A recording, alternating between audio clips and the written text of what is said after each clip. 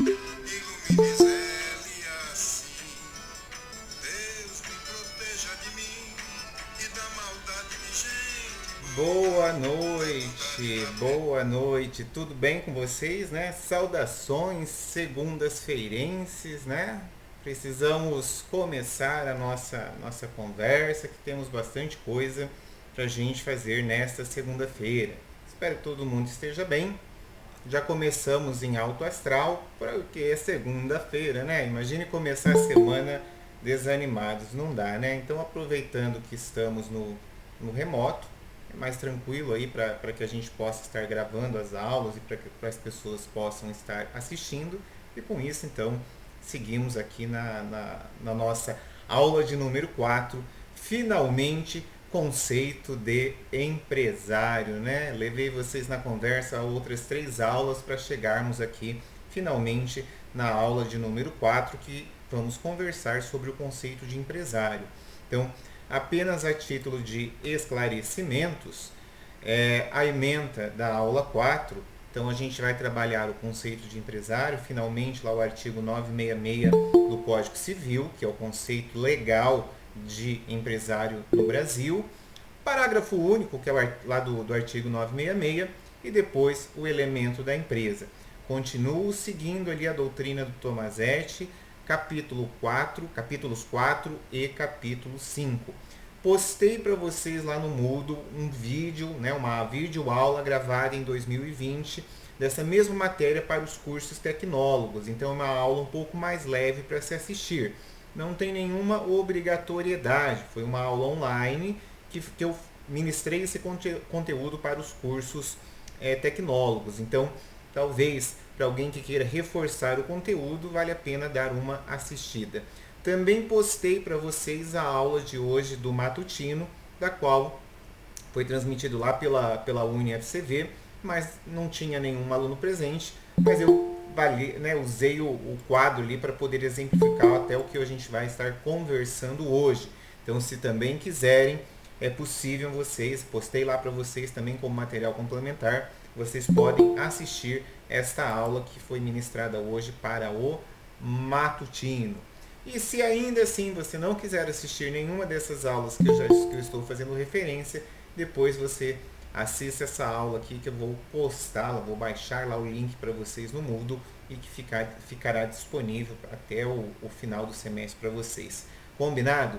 Seguindo aqui a nossa conversa de hoje, eu sempre retomo a nossa conversa puxando alguma coisa ali dos conteúdos anteriores, das aulas anteriores. Então, pensando em poder fazer o conceito de empresário, o conceito legal aqui no Brasil, eu preciso relembrar de forma a jato, como dizia minha velha avó com vocês, né, as fases evolutivas do direito empresarial. Então, a fase subjetiva, aquela do século XI, estão lembrados? Olha ali o que eu coloquei. União dos fracos. Quem poderia fazer parte? Aqueles que tivessem uma matrícula, aqueles que pertencessem àquelas entidades chamadas corporações de ofício. O cônsul era responsável aí pela legalização. Coloquei alguns tópicos apenas para lembrá-los vocês disso aí que a gente já conversou. Fase objetiva, quando é, professor? Fase lá do direito francês, fase do Código Napoleão, 1807. Napoleão sustentava a discussão do livre comércio, concordam? Todo mundo que quiser realizar o comércio, fique à vontade para fazer o comércio, porque eu vou fazer um código geral para que seja possível fazer a aplicação da legislação a todo mundo que queira participar ao comércio. Vamos aguardar a reconexão.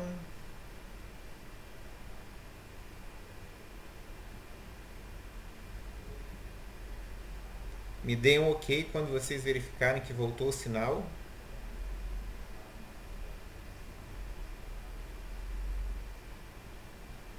Alguém me deu um alô?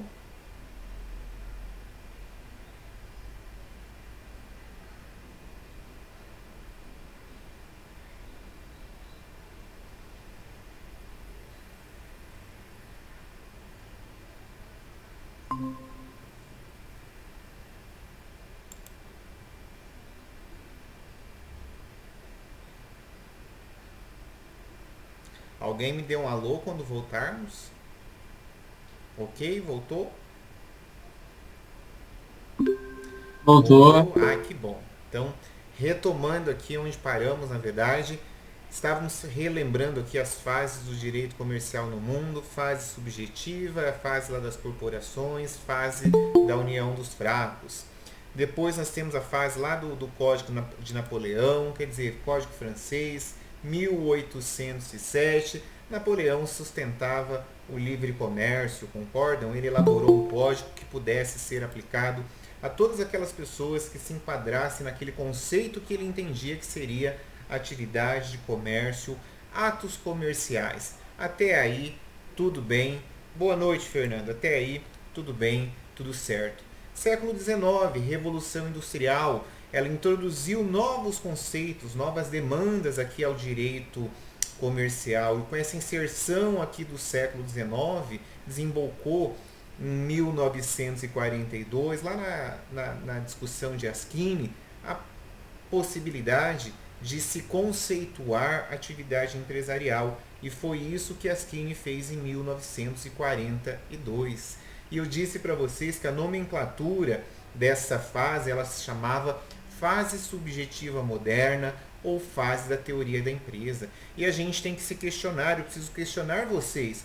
O que essa teoria trouxe de novo aqui ao direito comercial, né? Por que sairmos lá do Código de Napoleão? Por que deixarmos para trás a questão dos atos do comércio e passarmos aqui a uma discussão de uma conceituação de atividade empresarial? O que trouxe de novo a teoria da empresa?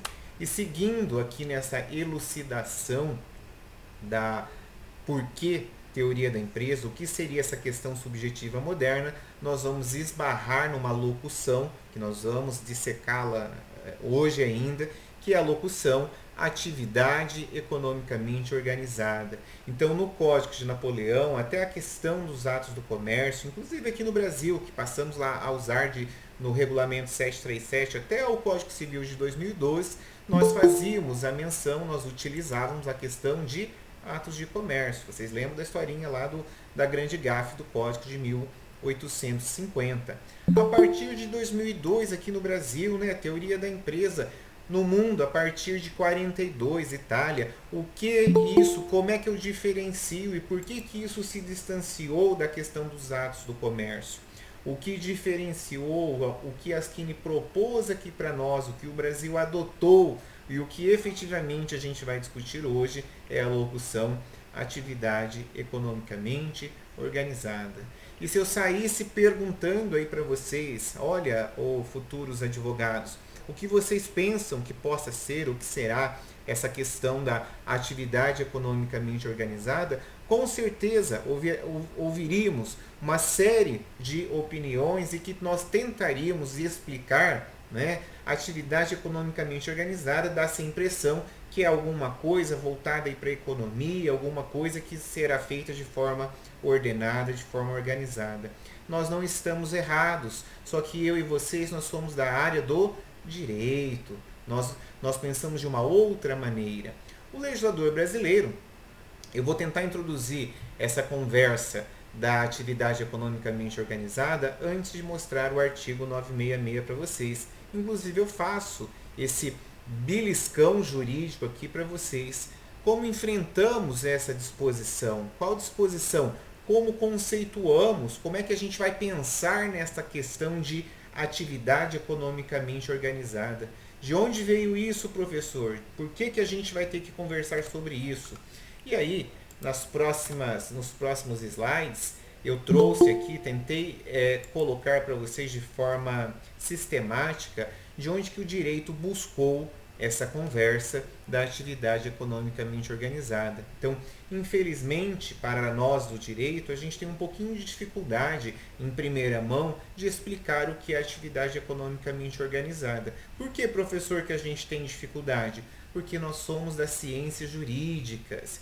E o direito, o legislador, né, até a própria teoria de Askine, quando foi proposta lá em 42, eles foram buscar nas ciências econômicas a conceituação do que é atividade economicamente organizada. Então fiquem tranquilos que não há nada de mal em não sabermos ou em não conseguirmos, por enquanto, conceituarmos ou colocarmos aqui questões voltadas à atividade economicamente organizada, porque a gente ainda não conversou. É para isso que a gente está aqui hoje.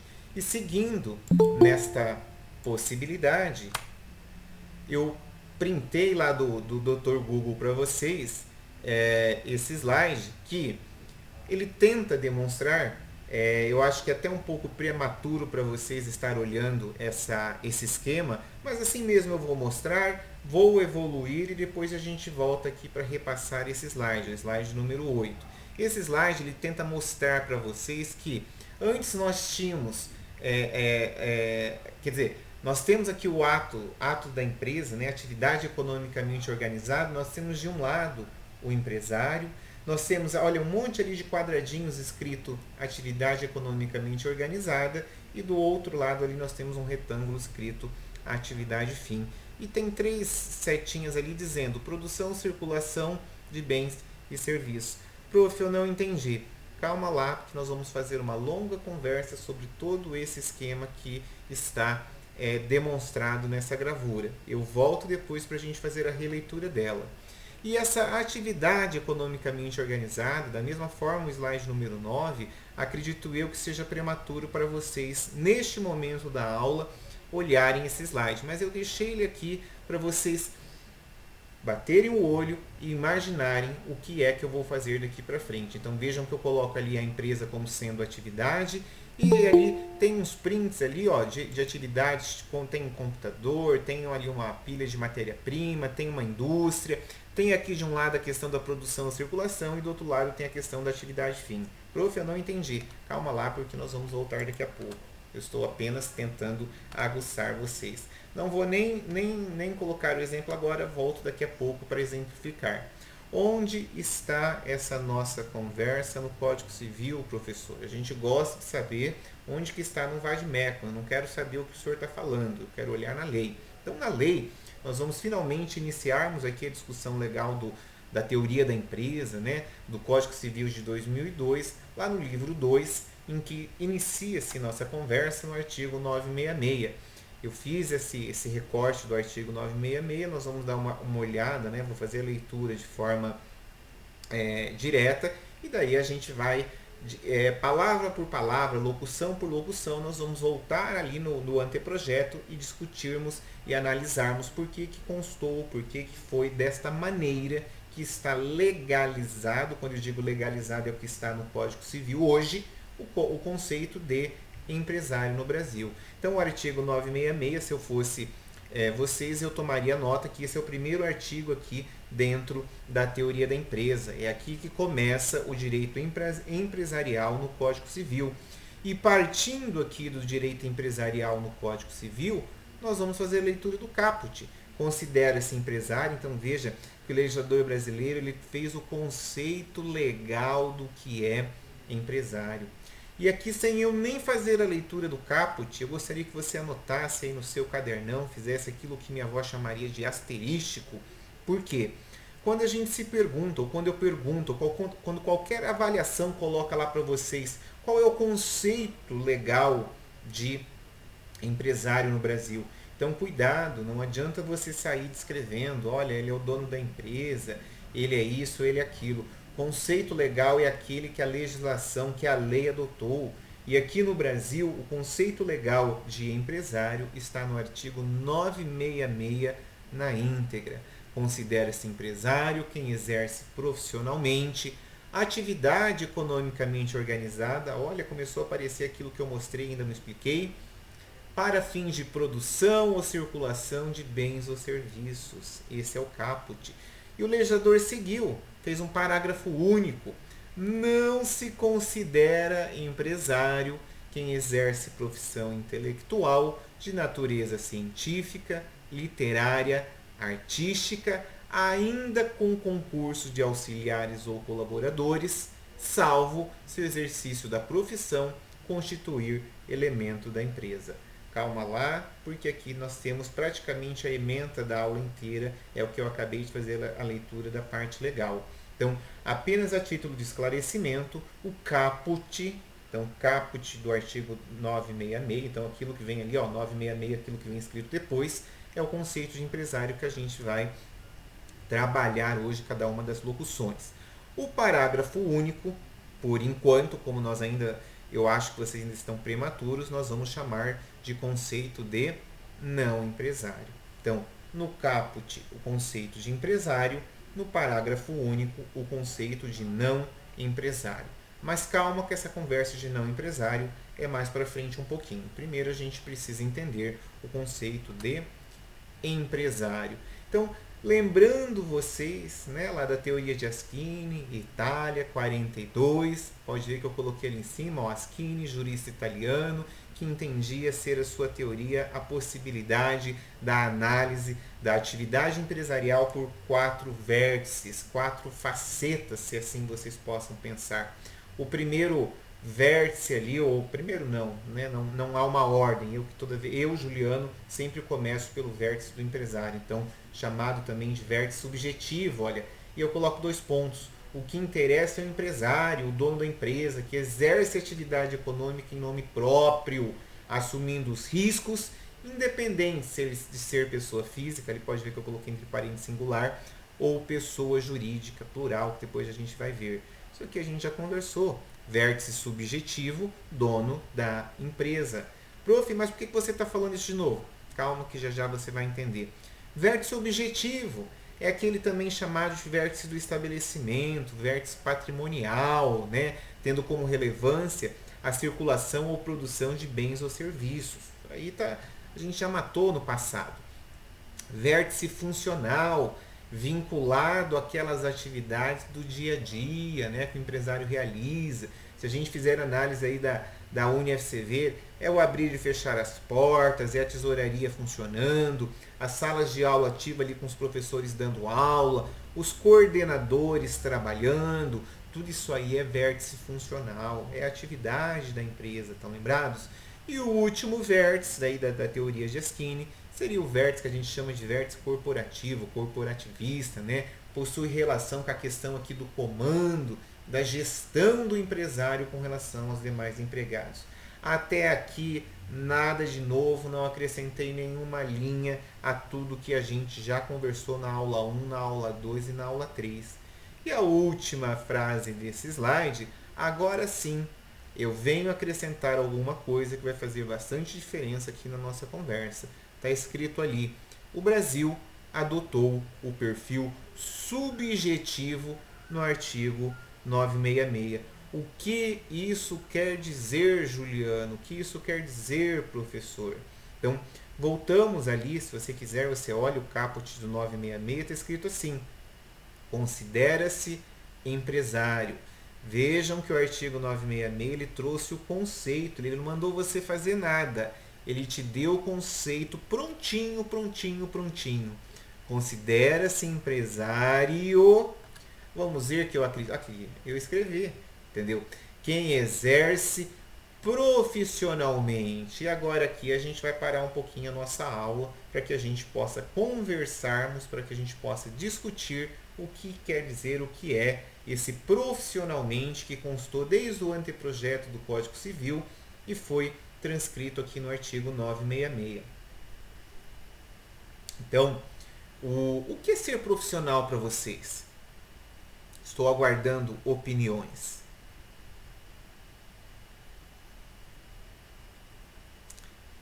Você ter uma especialização em uma... profissional para vocês? O que é exercer uma atividade profissional? Está no caput. É ter domínio daquilo que você faz. Quem domina aquilo que faz, o que mais? Tem mais coisa. Especialização e transformar o seu conhecimento em uma forma de uma atividade econômica. Deixa eu erguer o meu som aqui. Pode falar. Ser responsável é verdade. O que mais que é ser profissional? Podemos anotar que o que é ser bom? Bom naquilo que faz, ter Sim, ser bom, ser coerente, ético. Ter qualificação. Podemos Ético colocar é o isso? principal, né, professor? E isso, o que mais que a gente pode pôr? ter remuneração pelo que exerce, Sérgio, aí é uma questão bem delicada e que você tem razão. Então, antes de batermos um martelo aqui vocês estão indo muito bem, é por aí mesmo a conversa do profissionalmente. Mas antes de batermos o martelo aqui e fecharmos o conceito do que é ser profissional, eu prefiro e faço questão de a gente conversar um pouquinho sobre o não profissional.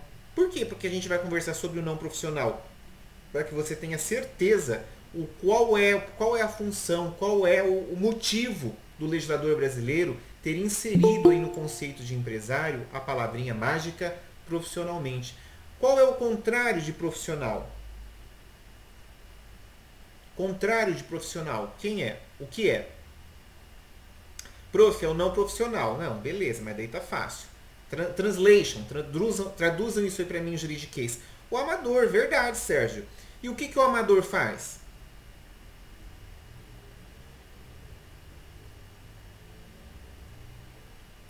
Esqueceram o que o amador faz? Eu vou ajudar vocês. O amador é bom naquilo que ele faz?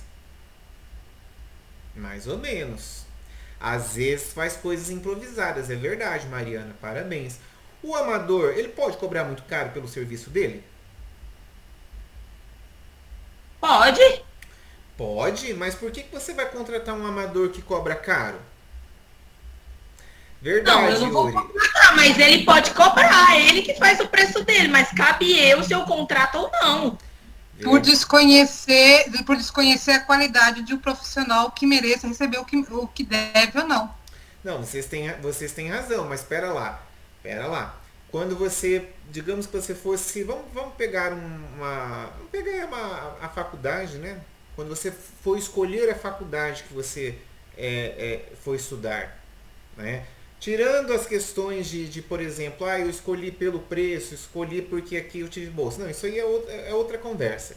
Eu quero saber se tivesse uma faculdade, por exemplo, que não era reconhecida, né, e fosse o mesmo preço aí da UniFCV. Quando eu digo não era reconhecida, ela não tinha autorização ainda do MEC para funcionar. Será que você gostaria de fazer sua matrícula lá? Pagando o mesmo valor que você paga na UniFCV? Eu vou mais longe. Ai, professor, depende, porque eu já vi gente, tipo assim, ó, a gente oferece bolsas na UniFCV, só que quando chega na hora de cadastrar, não tem um fiador. Aí a pessoa deixa de fazer na UniFCV porque não tem um fiador e vai na concorrência que não tem credibilidade, não tem nada. Que eles não pedem nada, só um CPF, RG, tá bom. Eu concordo com vocês. Talvez meu exemplo não tenha sido dos melhores, né? Porque realmente, às vezes a pessoa, por uma questão financeira, ela acaba fazendo outras escolhas. Mas então vamos pensar num outro exemplo. Vamos pensar numa contratação, por exemplo, de um pedreiro. Todo mundo já teve problema com pedreiro, né? Sem querer desmerecer ninguém. Concordo, Larissa. Tem doido para tudo. Vamos pegar um pedreiro. Vamos fazer de conta que você comprou aí um piso, aí como é que eles chamam lá? Um porcelanato. Pagou aí, sei lá, R$100 o metro. Comprou um super bom. Verdade, Uri. A expressão barato sai caro. Mas agora aqui a gente está discutindo justamente a locução legal do profissionalmente. A gente estava falando do amador. Então, fui lá, paguei R$100 no metro do porcelanato. Digamos que no mercado, né, me corrijam se eu estiver errado, acho que custa em torno de R$40 uma mão de obra boa, né, qualificada, para colocar esse piso aí no chão, sei lá, aí do meu apartamento, da minha casa. Digamos que eu encontre um que faça por R$15. Vocês acham que ele será profissional? Ele cobra menos da metade do valor. Será que ele é profissional?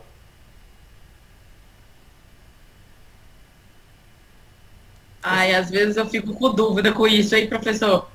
Eu acho que a propaganda de boca a boca de pedreiro, principalmente quando você vê, é melhor do que você fazer orçamentos. O cara vem aqui, faz um orçamento e tá bom. Eu acho que aquela pessoa, eu fiz com ele foi muito bom na minha casa, pega ele que você vai gostar. Igual eu falo das pessoas que vêm aqui no meu apartamento, faz qualquer coisa, pode pegar, porque esse aí eu confio. Ou vai lá na chácara, faz alguma coisa, né? É mais ou menos assim. Ou eu conheço alguém e vou indicando. Um jardineiro, ou isso e aquilo, entendeu? Mas Para mim pegar um hoje, fazer o orçamento, um deu 30, o outro deu 15, mas por que o seu deu 30 e o outro deu 15? Aí eu quero entender. Eu falei, não, mas eu quero com o mesmo material, com o mesmo orçamento, com tudo. Não, mas é porque Deus... Não, então eu quero que você coloque no lápis todo esse tipo de questionamento para mim, o que eu estou te pedindo. Então vamos direcionar essa discussão para o amador e o não amador? Será que o amador ele pode cobrar o preço lá do cara bom, sem conseguir demonstrar para você que ele consegue fazer aquilo da forma adequada? Porque se ele conseguir fazer aquilo da forma adequada, por que a gente está chamando ele de amador? Concorda? Tem faculdade para ser pedreiro? Não tem. Nesse ponto que você chegou agora a gente concorda. Agora você chegou num ponto que a gente entendeu. Eu vou mais longe na conversa. Tem faculdade para ser empresário? Nunca mais. Claro que não. Entenderam como é que é a discussão? Então, quando o legislador veio e colocou essa palavrinha, considera-se empresário quem exerce profissionalmente. Esse profissionalmente, o legislador quis resumir uma conversa gigantesca. Ele quis dizer assim para nós: profissional é o cara que tem qualidade. Profissional é o cara que tem responsabilidade. Profissional é o cara que tem competência, é o cara que é bom, o cara que faz aquilo de forma habitual, ele não é amador, ele não faz aquilo de vez em quando. O cara é o the best. Se houver a necessidade, veja, escutem bem, se houver a necessidade de um determinado segmento de ter uma qualificação profissional, ele tem que ter. Se não for necessária a qualificação para o exercício daquele tipo de profissão, é o cara. Falou tudo, Eliana. Eu queria chegar nessa locução. O profissionalmente aqui é o cara, é o que entende tudo. Então, quando vocês ouvirem falar do conceito legal de empresário, o que tem que vir na sua cabeça não é o amador, não é aquele que faz de vez em quando, é aquele que é bom, aquele que sabe o que está falando, aquele que, se ele colocar um preço que é mais caro do que a média do mercado, mas você paga. Mas por que você paga? Porque o cara é bom. Não, mas tem gente mais barato. Eu não quero discutir. Eu quero aquele cara para prestar ali o serviço, para fazer o produto que eu quero. Consegue entender? E veja que eu não estou colocando neste momento nenhum tipo de talento, tá? Eu não estou aqui falando de advogado, eu não estou aqui falando de médico. Eu estou colocando atividades empresariais. O que é uma atividade empresarial? É aquela que pode ser feita em grande escala, aquela que pode ser feita ali por uma indústria. Quer dizer, nós não chegamos ainda na questão do não empresário, nós estamos falando do empresário. Considera-se empresário quem exerce profissionalmente. Então, seria bem bom se vocês conseguissem ali fazer essa anotação, que esse profissionalmente é o cara que é bom, é o cara que sabe tudo daquilo que ele se propõe a fazer. Mas, professor, o senhor falou que de repente ele não tem a graduação. Se naquele exercício daquela profissão, como por exemplo a questão do pedreiro, eu conheço, como a nossa colega aqui nos exemplificou, é verdade, eu conheço pedreiro que nunca fez nenhum curso de repente de assentar piso e nada disso, e ele trabalha melhor do que alguém que de repente apresente um certificado. Mas ele tem que ser bom, ele tem que ter referência, então ele não é qualquer um. Ele é absolutamente diferente do amador. Então, o amador é aquele que faz mais barato. Mas por que ele faz mais barato? Porque ele tem alguma dificuldade, meus caros colegas. Então, aprendam uma coisa na vida que a gente só aprende com o tempo, entendeu? O barato sai caro. Estou plagiando aqui a frase da nossa colega. Por que o barato sai caro? Não tem por que razão a pessoa que é boa, a pessoa que é profissional, fazer uma coisa mais barata para vocês. Por que eu vou fazer? Se eu tenho demanda, se eu tenho boa fama, se eu estou estabelecido no mercado, não tenho por que eu fazer mais barato. Então, muitas vezes, as pessoas são induzidas a erro por falta talvez de um toque, talvez de pensar um pouquinho, pera lá, mas por que será que está tão barato? Por que será que esse cara está fazendo negócio da China? Coloque uma coisa na cabeça de vocês. Não existe negócio da China. O único negócio da China que pode acontecer é se alguém estiver apertado para vender alguma coisa, né? Vender um imóvel, que está vendendo mais barato, e ainda assim você tem que levar lá um corretor, um engenheiro, alguém para ver se não tem um problema. Um carro, né, mais barato, pega o carro e leva lá na oficina, na concessionária para verificar. Fora esse tipo de situação de aperto financeiro, não existe negócio da China, tá? Ninguém quer dar nada para ninguém. As pessoas querem vender, as pessoas querem prestar um serviço, e o conceito legal de empresário considera-se empresário quem exerce profissionalmente. Então, gostaria muito que vocês ficassem com essa, ressoando na aula de hoje, essa palavrinha profissionalmente. E antes de eu mudar para a próxima locução, que é até mais interessante, eu faço-lhe uma pergunta para os 48 presentes. Vocês, como estudantes, são profissionais ou são amadores? Vou até tomar uma água.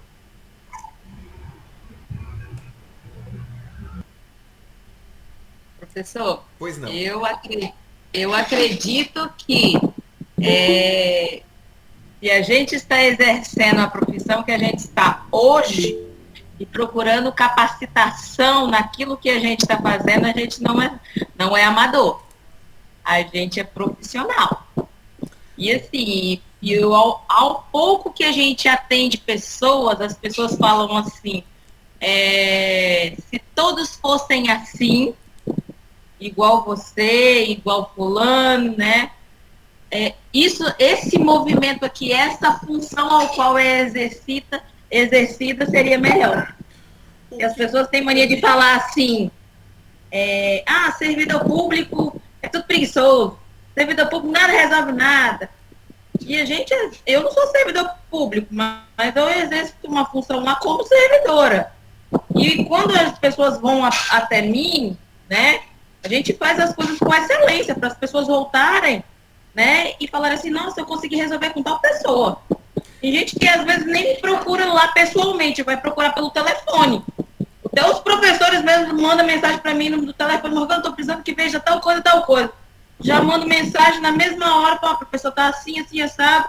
Então, eu acho que é assim, da mesma forma que eu queria que eu fosse atendida em qualquer tipo de lugar que eu fosse, eu atendo as pessoas. Da mesma forma que eu quero ser atendida, mas eu perguntei eu atendo as pessoas. Vocês, quanto estudantes, se são profissionais ou amadores. É isso que eu perguntei. Isso aí você pode ter certeza. Profissional ou amador? Eu gosto das coisas certinhas. Profissional. Aqueles que estudam, aqueles que vencem aí, que acompanham as aulas, que estudam pelas doutrinas, que seguem a ementa do curso, concorda? Aqueles que levam a coisa a sério. Esse é um estudante profissional. Sim, com certeza. Agora, aquele que só vai lá agora aproveitando o remoto e copia as alternativas da prova do outro, que todo mundo sabe que isso aí rola no grupo de WhatsApp. Querido, você pode ser profissional da cola. Agora, do estudo, vai estar sendo amador. Por que vai estar sendo amador? Porque você não vai estar conseguindo absorver, ou quer dizer, guardar aqui os conteúdos para você. Então, na sua profissão aí que você exerce, que ainda não é a profissão jurídica, penso eu, porque não são formados, né? Não tem ainda a OAB, na profissão de vocês, eu repito a mesma pergunta, são profissionais ou são amadores? Teoricamente, vocês têm que ser profissionais. Por que eu tenho que ser profissional? Você tem que ser bom, tem que ter conhecimento. Olha, sabe o que a gente esqueceu de colocar aí como profissional que é importante? Ética, gente. Aqui você pode fazer uma análise até da própria ética profissional, que nós temos algumas empresas, algumas instituições que têm código de ética interno. Eu já trabalhei em uma empresa lá quando fui advogado até 2012, empregado, em que havia um código de ética interno que a gente assinava no primeiro dia da contratação. Eram situações ali que eu falei sobre isso, professor, sobre ética. A ética é o principal dentro de um profissionalismo. Se você não tem ética, você não tem nada.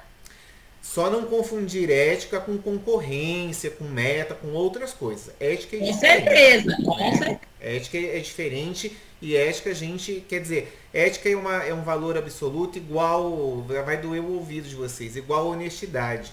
Dá para ser meio honesto? Não existe meio termo, ou é 8 ou 80.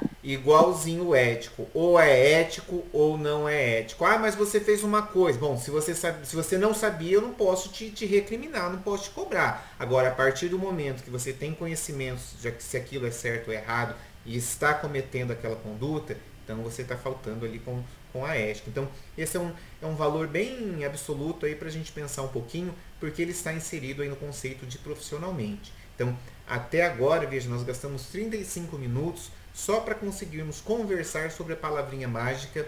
Empresário é aquele que exerce de forma profissional, profissionalmente. Acredito eu que eu transcrevi aí toda essa nossa conversa em slides. Depois vocês dão uma olhadinha. E que a próxima locução, empresário é quem exerce profissionalmente. A próxima locução é atividade economicamente organizada. E agora que chegamos onde eu queria chegar, desde lá do slide número 8, que eu falei que depois eu voltaria. O que é atividade economicamente organizada? Se depois alguém for assistir a aula de hoje do Matutino, vocês vão ver que eu desenhei no quadro, né? Mas vocês vão ver as minhas aptidões, meu talento com o canetão, né? Que é fabuloso. Eu desenhei um bar. Então aqui, como eu não tenho um quadro aqui na minha casa, então vocês vão ter que brincar aqui comigo e usar a imaginação. Então, por que eu vou usar o bar para dar um exemplo do que é atividade economicamente organizada? Porque um bar, ainda que você não frequente, ainda que você não goste, ou ainda que você nunca tenha ido num bar, você sabe exatamente o que tem em um bar. E se eu perguntasse aqui... É o melhor bar. É o quê? O melhor é o bar, professor. Ó, o exemplo do bar, né, faz muitos anos que eu encontrei esse exemplo e já trabalho ele acho que desde 2013 e vou dizer uma coisa. Esse é o exemplo que os alunos nunca esquecem, entendeu? Inclusive alguns na prova gostam de escrever, é o bar. Se escrever que é o bar, eu dou 0. Tem que me explicar o porquê do bar. Então, para poder explicar o porquê do bar, a gente precisa conversar um pouquinho. E eu vou perguntar para vocês, o que tem em um bar? Um bar normal. O que tem num bar? Primeiramente as bebidas, né? Se não tiver bebida, não é um bar, né? Verdade. O que mais? Fora bebida, o que mais tem num bar? Bêbado, verdade, Giovana. Briga, é verdade, Cristiano. O que mais tem num bar? O que mais tem num bar? Tem mais coisa. Porções, música, Verdade. amigos. Divórcio. Opa, esse aí... Nossa, o Cristiano só vê coisa ruim. Para, Cristiano. Sabe que você já brigou, você divorciou no boteco? Não. Verdade. Esse bar com que ele tá indo tá meio nervoso. Ó, cachaça é verdade, atendente. O que mais tem no bar? Uma estrutura diferente, é verdade, Larissa. O que mais temos no bar? Tem os garçons, tem o proprietário. Verdade. Musiquinha, verdade. Psicológico, barman. Opa! Verdade, Giovana. Temos as garotas lá também em alguns bares, né? Verdade. É um bar aí meio picante que vocês estão descrevendo, mas é um bar. O que mais tem num bar? O que mais? Me ajudem aqui.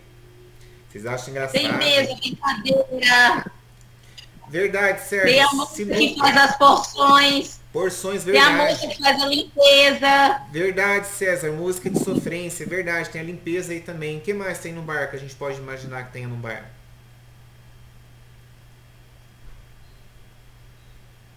Só isso? Dependendo do bar, tem narguile. Narguile, banheiro sujo, como o Cristiano está nos lembrando, é verdade. O que mais tem no bar? Se não tiver banheiro, o pessoal faz xixi no poste. O que mais tem no bar? Palavrões. Nossa, o pessoal é cabuloso, mas pode ter mesmo, verdade. Pode ter num bar mesmo palavrões, não duvido. O que mais tem num bar?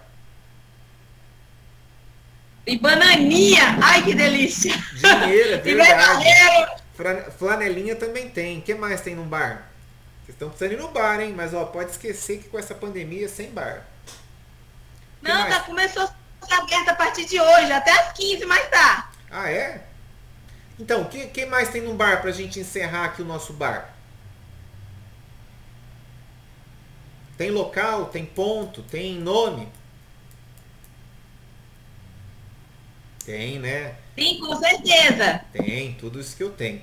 Olha só, se eu escolhesse dois dentre vocês, né? Olha, estamos agora em 47 presentes. Se eu escolhesse dois alunos e pedisse para dentre esses itens que nós acabamos de nominar, e olha que a gente falou item que não acaba mais, hein? Falamos música, porção, sinuca, olha, falamos até umas besteirinhas, né? Se eu pegasse dois dos alunos aí da sala e dissessem assim, olha, né, eu vou chamar de aluno A e aluno B para não constranger ninguém.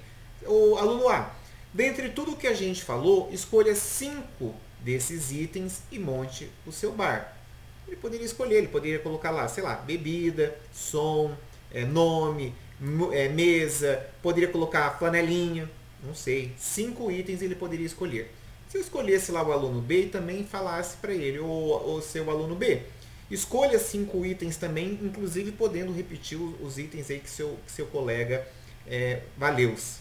Ele escolheria, eu vou por cerveja, vou por porção, vou por maquininha de cartão, vou por 5 itens. E daí nós estaríamos diante de 3 bares, concordam? O bar geral, que a gente acabou de nominar aqui com muitas coisas, o bar do aluno A e o bar do aluno B. E aí eu faria a seguinte indagação aos presentes, né?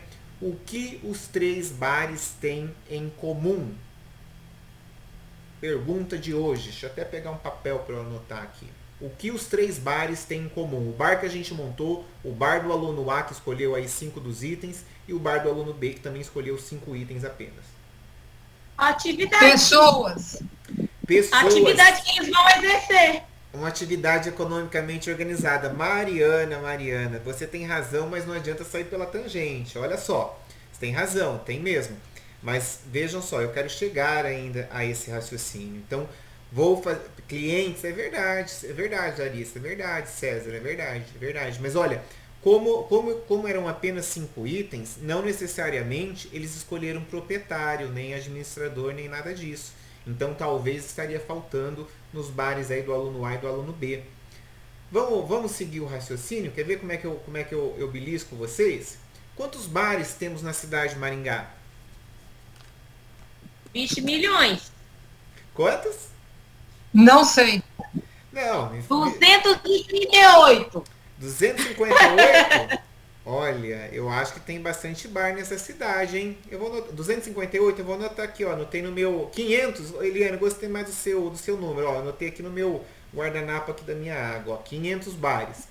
Ó, eu vou falar 238 porque eu liberei só o ano passado, acho que uns 200 alvará. Sério? Só com atividade. É porque é atividade que não tem. Não precisa de. Econômica, é atividade econômica que não precisa pagar para a prefeitura, entendeu? Então libera o alvará assim, tranquilo. Entendi, mas nós vamos ficar com os 500 lá, que é o número mais redondo, né? E maior do que os alvarás que a senhorita liberou. 500 bares, qual é o melhor bar da cidade? Pode falar que eu vou anotar aqui. O Bar do Zé. Bar do Zé é o melhor? E qual que é o pior? Coronel Zacarias, ó, vou por aqui, ó, Bar do Zé / Coronel Zacarias. Qual que é o pior? A cachaçaria é o pior ou é o melhor? O pior é o Mois. Onde fica esse? Esse eu não conheço. Não, tem um atrás do... Ai, meu Deus, é um risca-faca, gente. Como que é o nome dele agora? Atrás do parque de exposição, tem um risca-faca que amanhece 7 horas da manhã. O céu... É o Quimico, isso! Nossa, não, eu vou até anotar. Nunca ouvi falar. Como é que chama? Quimico. Menino, você pode ir lá 7 horas da manhã que a música tá tocando. Nossa, que delícia! Adorava sair das baladas e ir pra lá. Nossa senhora, eu nunca ouvi falar. Quimico, vou anotar isso aqui, hein? É o pior bar da cidade. Pergunta que não se cala.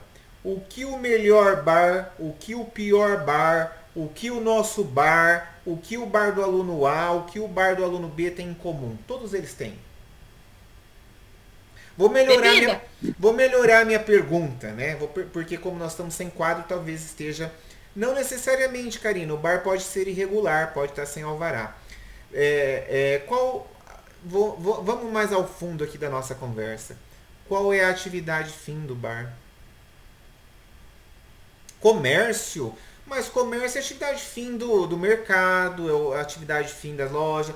Um serviço que caracteriza a atividade, mas daí você está muito mestre dos magos, né? Daí eu não sei o que é um serviço que caracteriza a atividade. Qual é a atividade fim de um bar? Venda de bebidas? Venda de bebidas vende na, como é que chama aqui no mercado, vende na conveniência. Qual é a atividade fim do bar, gente? Distração de uma sexta-noite. Como? Distração de uma sexta-noite. Converte essa distração de uma sexta-noite em juridiquês. Happy hour. Também, César, converte isso em juridiquês. É fácil. Qual é a atividade fim do bar? Servir bebidas. Não é vender bebidas, porque o mercado também vende bebida. Aí nós vamos chamar o mercado de bar? Olha só como é interessante. Vocês tangenciaram o conceito. Parabéns aí, vocês estão... Olha, parabéns, Arthur. Mas devia ganhar 0,5, né? Pena que a Priscila não me deixa dar 0,5, senão eu perco o meu emprego. Não é o lucro, Jonathan. Sabe por que não é o lucro? Lembram da Car Wash? Fechou. Né? Fechou por quê? Porque estava tendo prejuízo. A atividade fim do bar é o... Mas também, professor, só de aluguel que eles tinham lá era 35 mil reais. O aluguel do ponto. Mas teve épocas entendeu? Teve épocas que deu lucro, né? No passado. Ó, igual essa semana a gente estava conversando com alguns empresários amigos meus. O ponto, isso que eu fico impressionado. O ponto lá de esquina ali do Estância Gaúcha tem 35 anos. Nesses 35 anos, o cara ganhou dinheiro. Ele poderia, nesses 35 anos, comprar o ponto para não pagar o aluguel. E o bebezão fala que agora com essa pandemia, não foi por culpa da pandemia, ele já estava quebrado antes da pandemia e foi empurrando. Porque se eu tenho um ponto há 35 anos, mais velho do que eu, e não consegui juntar um dinheiro para me comprar um ponto, para me ganhar o dinheiro que eu estou ganhando todos esses tempos antes da pandemia, então eu estou sendo um má administrador. Posso dizer uma coisa para vocês, que daí é uma interpretação minha e não é minha do além. Infelizmente no Brasil, né, vou falar do Brasil, entendeu? Hoje tem um projeto de lei que tramita no Congresso Nacional para tornar a atividade de empresário em uma profissão, né, com a possibilidade até de se ter uma graduação que te profissionalize, né, te gradue para você ser empresário. Infelizmente aqui no Brasil, os empresários, né, não vou falar de maneira generalizada, porque os grandes não entram nessa conversa que eu estou falando, mas de uma maneira bem geral, depois como a gente vai conversar sobre empresário individual, MEI, EIRELI, né, uma série de outras coisas, o empresariado brasileiro, eles faltam o quê? Conhecimento, pelo menos conhecimento econômico, conhecimento de mercado, uma série de outras coisas que atrapalham bastante. Eu já fui empresário, entendeu? Não posso falar que tive, digamos assim, fui um empresário mal sucedido. Não, eu fui bem sucedido, mas também tive prejuízo, né? Por ser advogado, acabei me saindo ali da questão, das questões econômicas, mas assim, se eu não fosse, né, advogado, se eu não fosse quem eu sou, eu teria ficado com uma mão na frente e outra atrás, porque a atividade empresarial que eu atuei foi uma atividade que teve uma brusca, uma grande mudança na crise de 2008. Nós estamos em 2021, então isso é muito importante. Mas voltando aqui para a gente fechar o nosso conceito, entendeu? Todos os bares aí, tanto o pior bar, quanto o melhor bar, quanto o nosso bar, eles chegam na atividade fim. Qual que é a atividade fim? O entretenimento, a diversão da sexta-feira à noite. E quando a gente pensa no melhor bar, vocês me falaram que o melhor bar, é o bar do Zé. Eu nem sei onde é o bar do Zé. O bar aqui do Coronel não sei o que, eu também não sei onde fica. Porque... Não acredito! Então, esses bares. E o bar como é que é? Do Quimico aqui, que vocês também me disseram que eu anotei, para não esquecer o nome. Ele também cumpre a sua atividade fim. Sabe por quê? Se 7 horas da manhã tem lá, tá tocando uma musicona lá, uma sofrência, e tem alguém lá para tomar um rabo de galo, alguma coisa, qual é a atividade fim do bar? Entretenimento.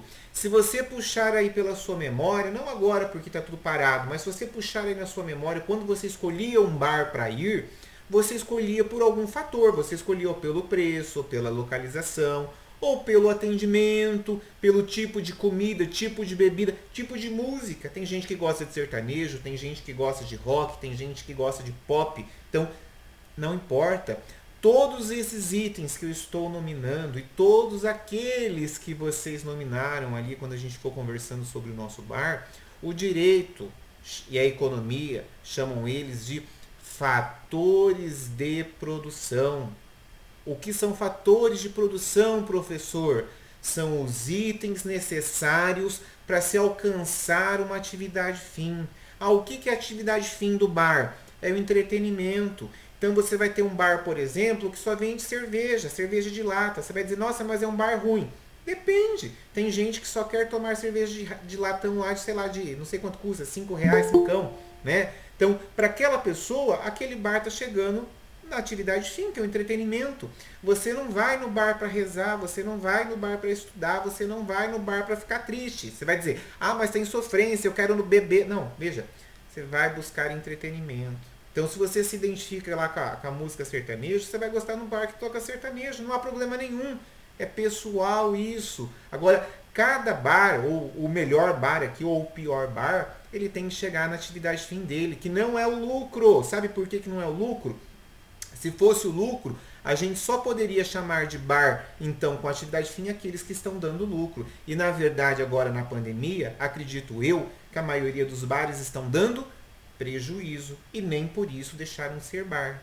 Então, a ideia... Eles tiveram que se adaptar. Exato. Então, sabe até o que me ocorreu hoje de manhã? Que podiam inventar, não sei se eu estou muito louco da cabeça, podiam inventar um bar virtual, concorda? Mas o que é um bar virtual? Um bar que você paga... Tem o Zé, como que é o nome? Tem um bar no aplicativo aí, Zé... Ai, meu Deus, como que é o nome? Os cachaceiros aí, ajuda, meu pai. Zé Delivery. É isso aí mesmo. Então, é alguma coisa do Zé. Eu que estou atrasado. E é bem bacana, pede bebida pelo aplicativo. Eu que estou atrasado, mas tá vendo? O que é um bar virtual? Você tem que pagar a entrada, penso eu, né? Para poder valer alguma coisa. E ali vai ter pessoas, ali vai ter música, ali vai ter show. Ué, por que não? As lives que estão tendo, tudo bem que são de graça, pelo menos as que eu assisti. Mas quer dizer, o que é aquilo? É uma atividade fim. Ele está fazendo o quê? Entretenimento. Então, quando você decide abrir um bar, por exemplo, que é o exemplo que a gente está usando aqui como parte central da aula, você vai montar o seu bar. De repente você quer um bar que toque rock, então você se identifica, por exemplo, que eu quero que meu bar tenha paredes escuras, eu quero que o meu bar tenha mesas rústicas, eu quero que o meu bar, sei lá, é o seu bar. Entendeu? Você não vai poder, mas o seu bar vai dar errado se meu bar não vai para frente. Eu não sei. A fórmula, a equação matemática da atividade economicamente organizada não cabe a mim, não cabe a você. Aliás, cabe a você quanto empresário, mas nós não temos uma fórmula exata. Por quê? Nós podemos ter aí o seu talento escolhendo os seus fatores de produção para chegar no entretenimento e dar muito certo. Talvez vocês vão se lembrar do exemplo que eu vou dar. Eu morei lá na Zona 7, de quando eu fiz faculdade, aliás, de quando eu fiz o segundo grau, que eu não sou de Maringá, eu vim fazer o segundo grau, fiz faculdade ali na UEM e acabei ficando por aqui. E até quando eu mudei aqui para o centro, já faz 10 anos que eu moro aqui, então até 2013, eu morei na Zona 7, entendeu? E ali na Zona 7, o meu apartamento fazia fundo, sabe com quem? Com o Canarinhos. Estão lembrados do Canarinhos? Né? Talvez vocês não forem ali daquela região, mas o Canarinho vocês já ouviram falar. Gente, o Canarinhos, antes de ser o Canarinhos, era um bar de skatista. Eu tinha medo de passar lá na frente e apanhar dos caras. Mas por quê? Porque tinha gente que era skatista. E naquela época, skatista não tinha o conceito de hoje. O Canarinhos começou a vender cerveja. Com o tempo começou a juntar gente lá na frente. Do lado do Canarinhos ali tinha uma escolinha de criança ali de pré-escola. Com o tempo lá o senhor do Canarinhos acabou alugando ali aquela escola do lado e colocou mesa lá também. O pessoal da Zona 7 ali da associação começou a se incomodar. Por que começou a se incomodar? Porque aquela aglomeração na porta ali do Canarinhos, gente, era uma coisa de outro mundo. Naquela época eu não dava aula. Foi quando eu mudei para cá eu dava aula, então quando eu morava lá eu não dava aula ainda. Às quintas-feiras eu me lembro que eu ia num culto, na igreja. Eu gastava da rua de baixo do Canarinhos, que eu enxergava o meu apartamento, eu gastava 1h30 parado no trânsito, tentando chegar na minha casa. E era a única rua que ali, em razão das mãos que vai e que vem, chegava na minha casa. Então, o que aconteceu com o Canarinhos? Faliu, fechou, acabou. Então, é um grande, assim como a Car Wash, é um grande exemplo aqui da cidade de atividade economicamente organizada. O Salinas, também é verdade, já fui no Salinas quando eu era universitário. Então vejam, são bares que nasceram, prestaram um serviço, chegaram ali numa atividade economicamente organizada, chegaram ali na atividade fim, que era o entretenimento, e depois, por outras questões, talvez lucro, né, problema aí com a prefeitura, eles fecharam. Então, quando o legislador colocou lá, considera-se empresário quem exerce profissionalmente, e passou para essa locução atividade economicamente organizada, ele quis dizer o quê? Que o empresário organiza os fatores de produção da maneira que ele acha adequada para chegar à atividade fim. Nós temos um distanciamento do empresário para a atividade fim. Então, ao longo deste caminho, é o que a gente chama de atividade economicamente organizada. Como a gente já chegou aqui, eu vou concluir pelo menos o caput para voltar lá no slide 8. Então, a atividade economicamente organizada, que eu vou estar descrevendo isso que a gente acabou de fazer. Para produção ou circulação, quando a gente está falando em produção, nós estamos pensando em transformação de matéria-prima, gente. Quando eu digo transformação de matéria-prima, é transformar matéria-prima num produto acabado. Se você pegar uma panificadora, né, uma confeitaria, ela pega ovos, leite, farinha, fermenta e transforma o quê? Em pães, em bolos, né? Eu quero um produto mais bem acabado. Pega ali a Noma do Brasil S.A. que produz carreta, o que ela faz? Ela pega ferro, aço, madeira, tinta, lona, borracha, transforma em mais tecnologia, nome, marca e transforma em carreta, que é um produto acabado. Então, produção é a transformação de matéria-prima num produto acabado. Circulação é simplesmente comprar e vender. O que o supermercado faz, tirando a parte lá do açougue e da padaria? Ele só circula. Ele só compra as coisas lá do distribuidor e coloca na prateleira para a gente pegar. Mercado é circulação. E aí, o código já desde lá de 1850 trazia a questão dos bens, que é isso que eu acabei de fazer a explicação, e traz a inovação da prestação de serviços como sendo considerada uma atividade empresarial. Então agora a gente tem condições de voltarmos àquele slide, ao slide número 8, que trata, antes do 8, vou mostrar isso aqui um pouquinho, ó, é o caput que a gente acabou de conversar. Considera-se empresário quem exerce profissionalmente, então é o não amador, é o cara que sabe tudo, é o bom. Atividade economicamente organizada, não sei se conseguiram anotar, mas o conceito de atividade economicamente organizada é a organização dos fatores de produção para se chegar à atividade fim, que pode ser para produzir, o que é produção? Transformação de matéria-prima num produto acabado, ou simplesmente circular, o que é circular? Comprar e vender bens, que é aquilo que a gente acabou de falar, e também, a partir de 2002 no Brasil, a prestação de serviço. E agora sim eu consigo voltar aqui no slide número 8, ó, e agora começa a fazer um pouco mais de sentido esse slide para vocês. Olha lá o que está escrito lá em cima. Atos de empresa, igual empresário. Do ladinho aqui está o empresário, ali sem roxinho.